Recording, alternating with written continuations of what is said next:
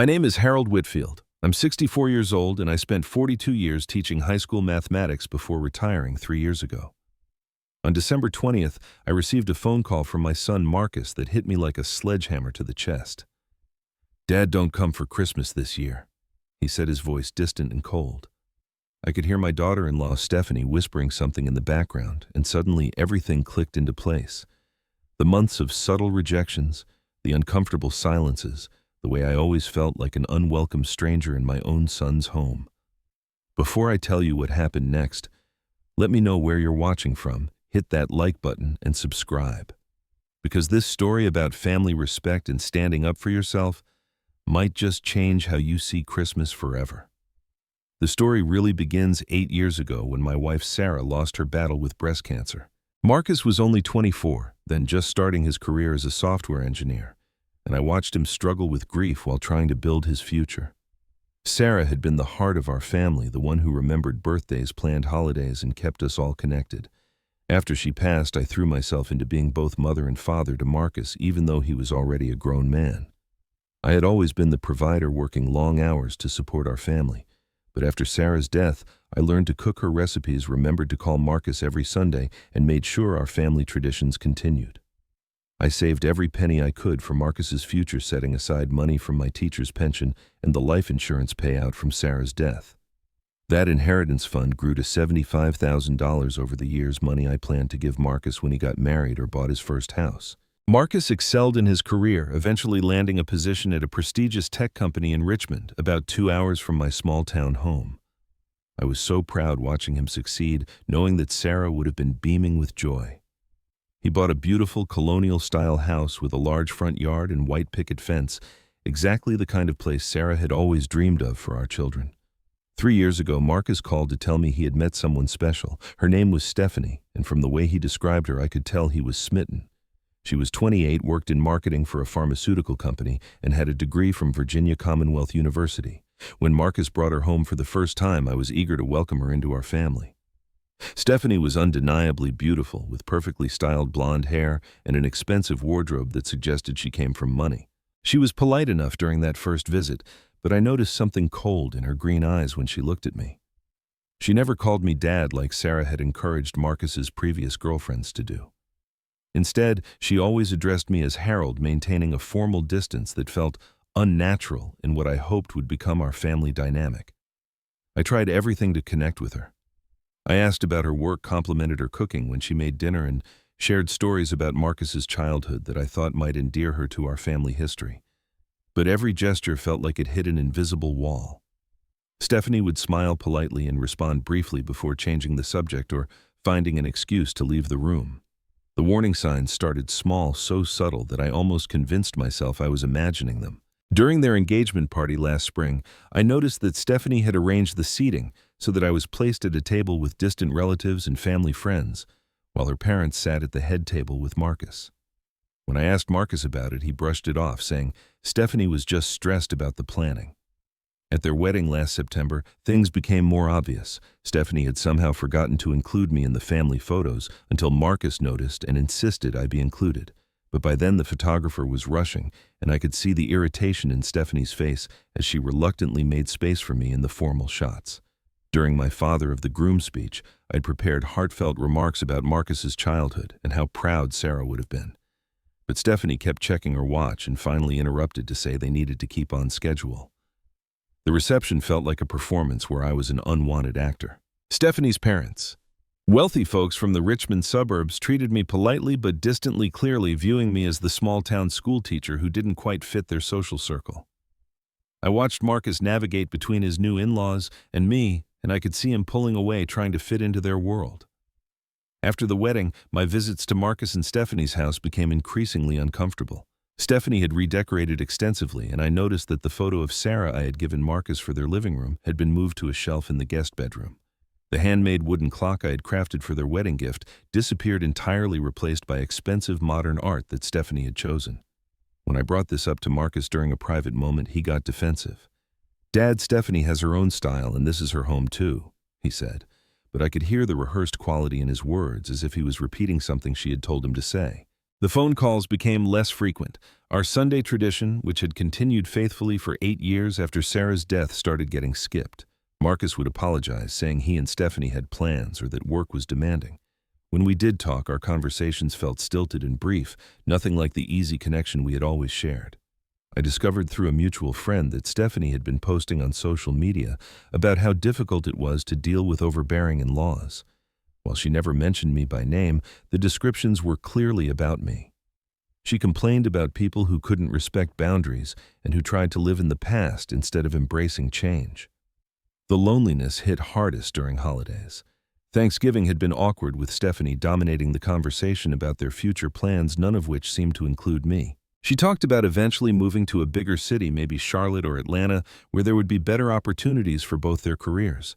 When I asked if they had considered staying closer to family, Stephanie smiled tightly and said they needed to think about their own future first. December 20th started like any ordinary Tuesday. I was grading final papers from the tutoring work I had taken on since retirement, enjoying a cup of coffee in the kitchen, where Sarah and I had shared thousands of conversations over the years. The phone rang around 2 in the afternoon, and Marcus's name appeared on the caller ID. My heart lifted, hoping he was calling to finalize Christmas plans. "Hey, son," I answered cheerfully. "I was just thinking about you. I picked up those cookies from Muller's Bakery that you always love, the ones with the raspberry filling." There was a pause that felt too long. "Dad, we need to talk." Marcus's voice had a formal tone that I had never heard from him before. "Of course. What's on your mind?" Another pause. I could hear Stephanie's voice in the background, though I couldn't make out the words. "Dad, Stephanie and I talked, and we think it's better if you don't come for Christmas this year." The words hit me like a physical blow. I had to set down my coffee cup because my hands started shaking. "I'm sorry, what did you say?" "It's complicated, Dad. We just need some time to ourselves, to start our own traditions as a married couple." I could hear Stephanie more clearly now. "Tell him we need space," she was saying, not even bothering to lower her voice. "Marcus, did I do something wrong? If there's a problem, we can talk about it." My son sighed heavily. "You didn't do anything specific, Dad. It's just that Stephanie feels uncomfortable, and I need to support my wife." "Uncomfortable about what exactly?" I pressed, trying to keep my voice steady. "She says you're always judging us the way we live, the choices we make. And honestly, Dad, sometimes it does feel like you're trying to control things." I was stunned. In 3 years, I had never criticized their lifestyle or made any demands.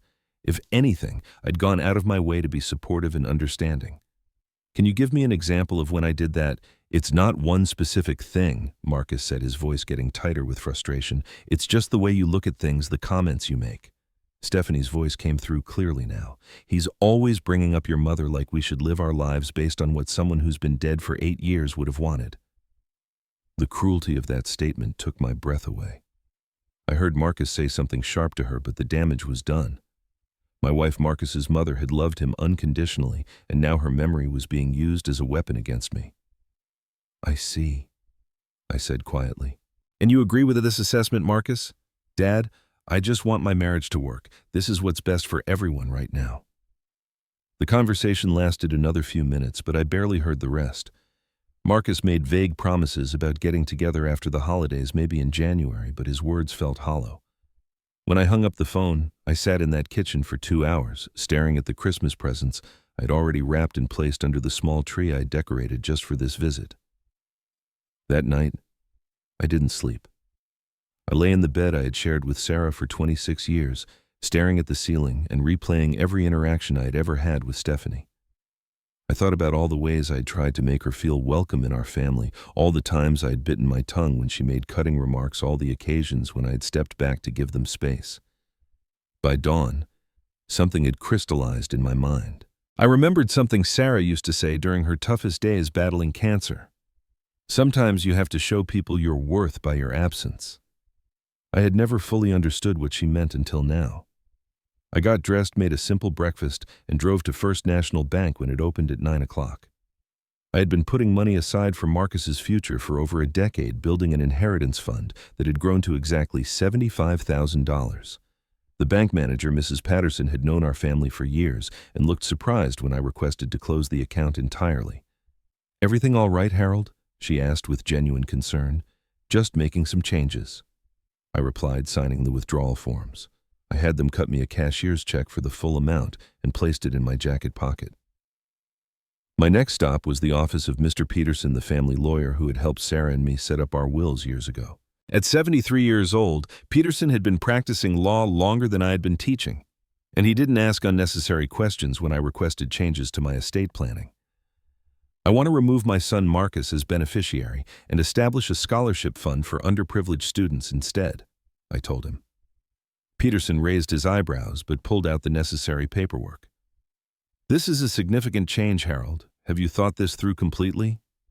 "I've thought about nothing else for the past 18 hours, I answered. "The legal work took most of the morning. I designated the Harold and Sarah Whitfield Memorial Scholarship to be administered through the county school system for students who showed promise but lacked financial support. It felt right honoring Sarah's memory in a way that would actually help people who deserved it. When I returned home, I began what I can only describe as the most difficult afternoon of my life. I removed every family photograph that included Marcus from the walls and shelves of my house, not out of anger, but out of necessity. If I was going to be erased from his life, then I needed to protect myself from the daily reminders of what I had lost. I took down the graduation photo of Marcus in his cap and gown, the picture of him and Sarah on his 21st birthday, the snapshot from our fishing trip to Lake Anna the summer before she got sick. I packed them carefully in boxes and stored them in the basement, telling myself that maybe someday they would mean something again. The Christmas presents I had bought for Marcus and Stephanie went into my car. I had spent weeks choosing them carefully, a first edition copy of To Kill a Mockingbird for Marcus, who had loved that book in high school, and an expensive silk scarf for Stephanie that I thought might finally bridge the gap between us. Instead, I drove them to the Salvation Army depot and watched the volunteer worker add them to the pile of donations. At the cell phone store, I canceled the family plan that I'd been paying for Marcus since he graduated college. The young clerk seemed confused when I insisted on removing him from my account immediately, but I was firm. If Marcus wanted independence from me, then he could start with paying his own bills. That evening, I called my brother Robert in Tennessee and asked him to be my emergency contact for medical and legal purposes. Robert, 2 years younger than me and recently divorced himself, understood without requiring explanations. "Something happened between you and Marcus," he asked. "Something that needed to happen a long time ago," I replied. The hardest part was writing a letter that I ultimately decided not to send. I sat at Sarah's old desk in our bedroom and tried to put my feelings into words. I wanted to explain that love without respect isn't really love at all. That family means choosing to value each other's presence rather than taking it for granted. But in the end, I realized that actions would speak louder than any words I could write. I folded the letter and placed it in the desk drawer next to the sympathy cards from Sarah's funeral that I had never been able to throw away. Christmas Eve arrived gray and cold with the threat of snow that never materialized. I woke up without any plans for the first time in decades. Usually, Christmas Eve meant last-minute preparations for Marcus's visit, cooking Sarah's famous pot roast recipe and making sure the house looked perfect for our celebration. Instead, I drove to St. Mark's Community Center, where I had heard they needed volunteers for their Christmas dinner service for homeless and low-income families. The coordinator, an energetic woman named Beverly, welcomed me gratefully. "We can always use an extra pair of hands," she said, handing me an apron. I spent the morning helping prepare meals and setting up tables. The work was physical and demanding, but it felt good to be useful, to contribute to something meaningful. Around noon, families started arriving, and I was assigned to serve mashed potatoes and interact with the guests. That's when I met Mrs. Elena Rodriguez and her 3 grandchildren. Elena was a widow in her 50s who had been raising her daughter's children after a car accident had left them orphaned. The kids, ages 7, 9, and 12, were polite and grateful in a way that reminded me of Marcus at that age. Elena spoke with a slight accent and told me she worked 2 part-time jobs to support the children. They lived in a small apartment across town, and Christmas dinner at the community center was their main celebration this year. When I sat with them during the meal, the children peppered me with questions about my teaching career, fascinated by someone who had spent decades working with kids their age. "Mr. Harold," the youngest girl, Sophia, asked, "do you have grandchildren?" The question hit me unexpectedly hard. "No, sweetheart, I don't," I managed to answer. Elena must have seen something in my face because she gently changed the subject. But as the afternoon wore on, I found myself feeling more welcome at that table with strangers than I had felt in months of family gatherings with Marcus and Stephanie. When the community center closed that evening, Elena thanked me personally. "You have a gift with children," she said. "Sophia hasn't stopped talking about the math tricks you showed her." I drove home feeling something I hadn't experienced in a long time, the satisfaction of being truly appreciated. Christmas morning brought the phone calls.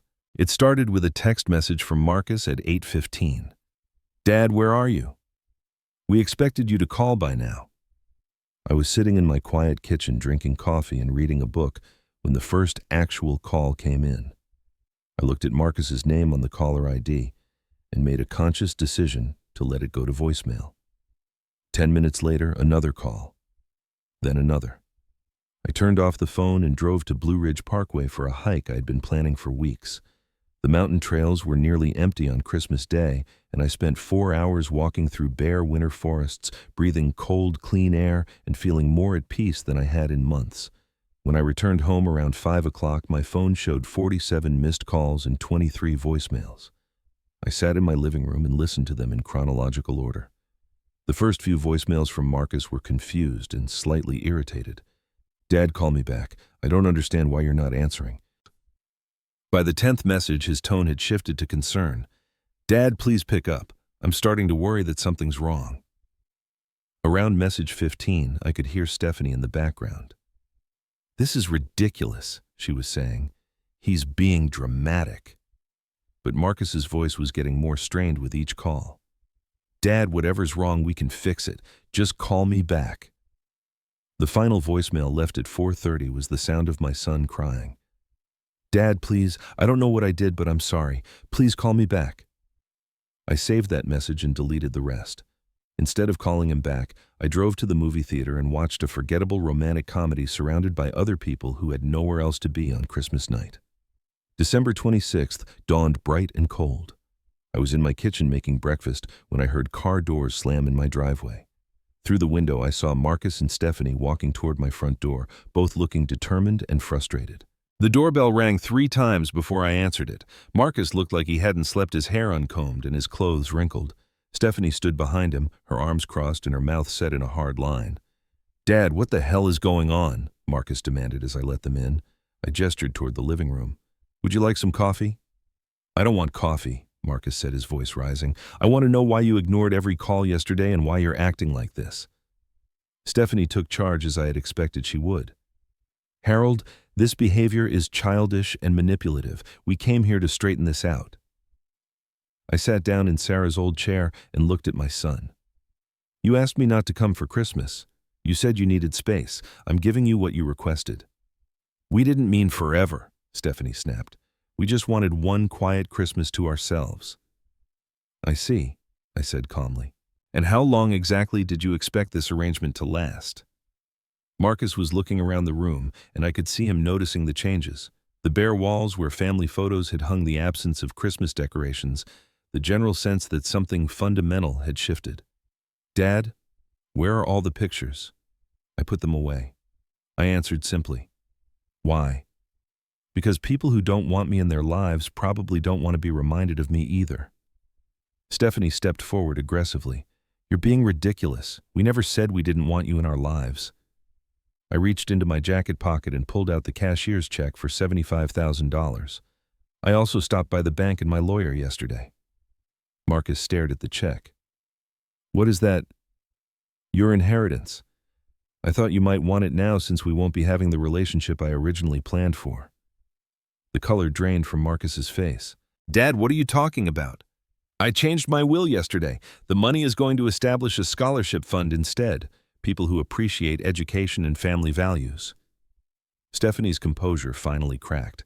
"You can't be serious." "I'm completely serious." I folded the check and put it back in my pocket. "People who don't want me in their lives don't need my money either." "Harold, you're being absolutely unreasonable," Stephanie said, her voice getting shrill. "We never said we didn't want you in our lives." I looked directly at her for the first time since they had arrived. 3 days ago, you told my son that I make you uncomfortable, that I'm always judging you, and that my dead wife's memory is somehow a burden on your marriage. Did I misunderstand something?" Marcus looked shocked. Stephanie, you said that about Mom. I was just trying to explain why we needed some boundaries, Stephanie said defensively.